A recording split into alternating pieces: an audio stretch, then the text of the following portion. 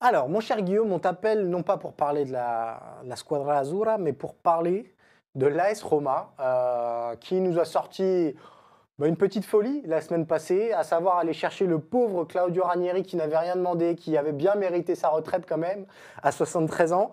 Et la Roma s'est dit, on est dans la crise, allons chercher Ranieri pour 6 mois et voyons ce qui se passe. Peut-être la question principale, c'est pourquoi la Roma rappelle un coach qui était à la retraite de 73 ans. Ça va si mal que ça? Alors déjà, c'est le troisième entraîneur, pour ceux qui n'ont pas suivi la saison de la Roma, après De Rossi, après Ivan Juric.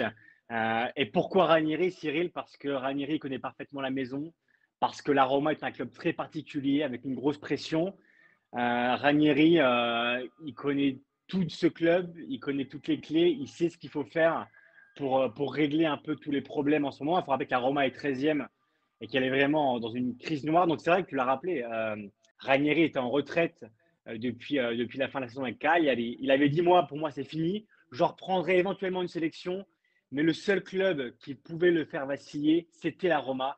Sa troisième fois. Et en fait, c'est plus qu'un pompier pour la Roma. C'est vraiment une personne qui est capable de ramener un peu de sérénité dans un monde vraiment. Crois-moi, Rome, ça part dans tous les sens. Et là, c'est le cas. On sait que la propriété Friedkin, la famille Friedkin américaine, est très critiquée, au point qu'ils ne viennent même plus à Rome, ils n'osent plus venir. Florent Ghisolfi, peut-être qu'on en parlera tout à l'heure, mais il est aussi en difficulté, l'ancien dirigeant de Lens et de Nice. Donc c'est vrai que Ranieri, il arrive dans un rôle d'entraîneur pour commencer, mais à préciser dans un rôle de dirigeant à la fin de la saison pour un peu guider justement la famille américaine dans des choix sportifs. Et c'est lui notamment qui aura son mot à dire pour le prochain coach la saison prochaine. Mais voilà, Ranieri, il arrive un peu en homme du club, en homme qui connaît la maison pour éteindre l'incendie qui s'est quand même propagé à tous les étages. Il y a un petit côté papa poule qui pourrait rassurer tout le monde. J'aimerais bien ton avis sur la Roma. Tu nous parles d'un. Voilà, c'est un environnement très compliqué. Il y a 8 magazines, 8 radios, 100% Roma, etc. Il y a quand même quelque chose qui m'interpelle. C'est-à-dire qu'on a vu par le passé dans le football italien, l'AC Milan réussir à se reconstruire pour redevenir une équipe très compétitive et même gagner un titre. On a vu l'Inter de Milan faire la même chose. Ces deux clubs qui sont aussi passés aux mains de propriétaires américains ou de propriétaires étrangers. Pourquoi l'AS Roma n'arrive pas à faire ce que les deux Milan ont fait? Bah, parce que tout d'abord, c'est un club qui n'a pas gagné autant que les 2 clubs de Milan et la différence pour moi notoire, on pourrait même rajouter la Juve, hein, au club que tu as dit.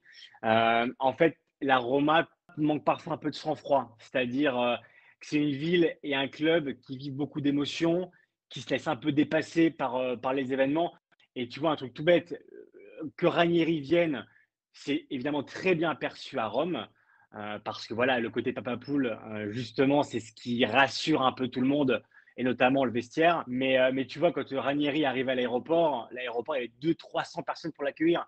C'est quelque chose, vu de France, qui peut paraître dingue, mais Rome, c'est toujours comme ça. Mathias Soulé, qui arrive cet été, qui est pourtant pas un énorme joueur, il est accueilli par des hordes de supporters. Rappelle-toi Paulo Dybala, évidemment plus grand joueur, mais qui remplit quasiment une place entière, 10 000 personnes à Rome. En fait, Rome, c'est une ville qui aime à déraison. Et parfois, la déraison, ça se propage dans le vestiaire, ça se propage chez les dirigeants, même s'ils sont étrangers, ils sont vite emportés par les émotions et ils ne raisonnent pas comme des grands clubs. On pourrait parler du Real Madrid, qui est peut-être un peu l'exemple, on va dire, dans le monde du football, mais qui agit toujours avec sang-froid sur plein de choses. Le mercato, les entraîneurs, les décisions à prendre dans la vie, dans la quotidien d'un club. La Roma, c'est tout l'inverse. Ça part toujours dans tous les sens. C'est des psychodrames assez réguliers. Et tu as bien fait de le rappeler, mais c'est vrai, il y a 3, 4 radios qui parlent que de la Roma chaque jour.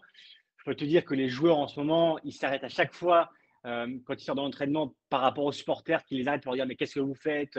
Et ils leur disent non, non, mais nous, on fait le maximum. En fait, c'est un énorme psychodrame à chaque fois que la Roma ne va pas. Et c'est pas pour rien que le dernier Scudetto qu'ils ont gagné, c'est il y a 2 décennies. La dernière Coupe d'Italie, il faut remonter à 15 ans.